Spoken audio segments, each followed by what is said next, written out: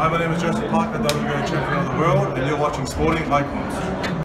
The WBO World Heavyweight Champion Joseph Parker has said that if Anthony Joshua doesn't accept the 65-35 split, then clearly Joshua doesn't want the fight, i.e. he's scared of Joseph Parker. So this is what Joseph Parker had to say. I want to test myself against the best, so this is a fight I really want. David Higgins is doing everything possible to make it happen, and he seems to be flushing out AJ's real position.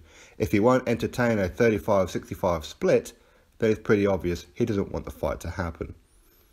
It seems like I'm such a big risk that he needs more than 65%, and of course a rematch clause.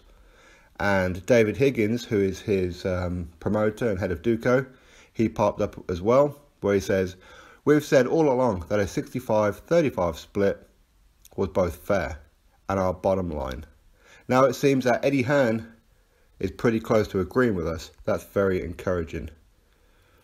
But to be honest, it's no wonder Glassjaw Joshua doesn't want to take a chance on getting in the ring with Joseph Parker, a genuine world champion who has never been knocked down at any level in his life.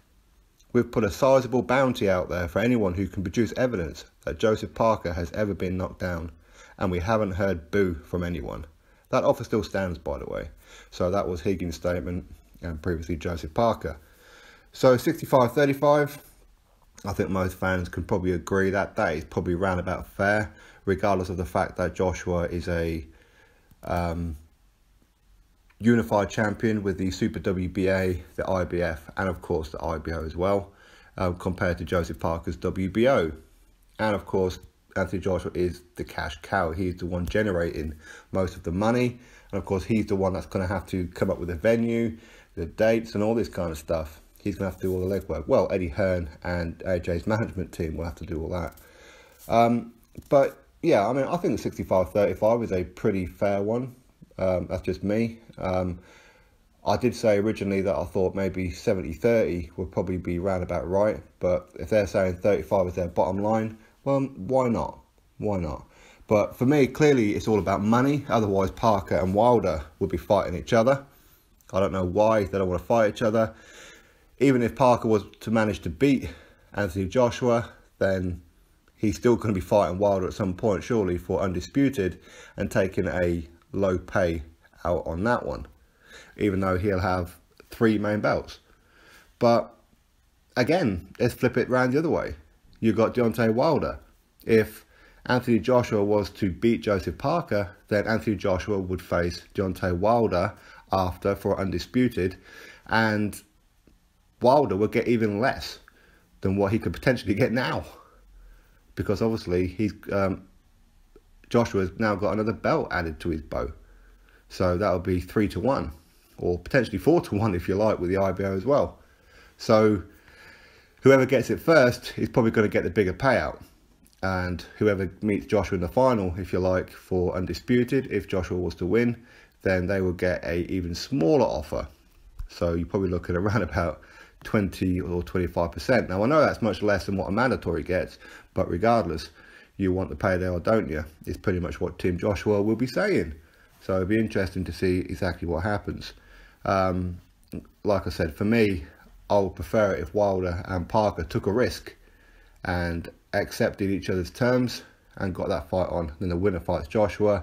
For me, it's the logical thing to do, and it's the fair thing to do as well, with the sense of otherwise Joshua has to go around and win all the belts one by one, where if he was to fight Parker, beat Parker, and then he fights Wilder, Wilder is only taking that one fight in a unification, which would be for undisputed. So Wilder wouldn't have earned that shot to become undisputed when Joshua's done all the legwork, all the hard work.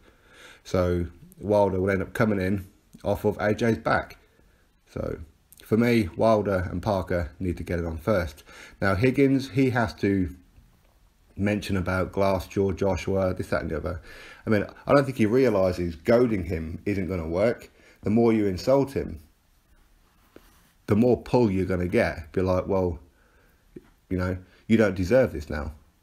You know, had you been nice, maybe we would have accepted, but because you've been a complete prat, then maybe not. So I do believe that Joseph Parker will bin off David Higgins when his contract runs out, which I believe is in about 12 months' time. And obviously Higgins is trying to make as much money as he can while he's got Parker under his contract, i.e. the Joshua fight. That's why he's a little bit more reluctant to take the Wilder fight. But regardless, if Joshua and Parker fight next, Wilder is out in the cold, where he's getting a very, very small offer to fight the winner. But if Wilder wants to make any serious money, I suggest that he hurries up and accepts the February the 3rd fight with Dillian Whyte for that $4 million plus US TV money. But that's just my thoughts. You let me know yours, of course, in the comment section below. Click that thumbs up for me. And don't forget to subscribe. I'll catch you on the next one.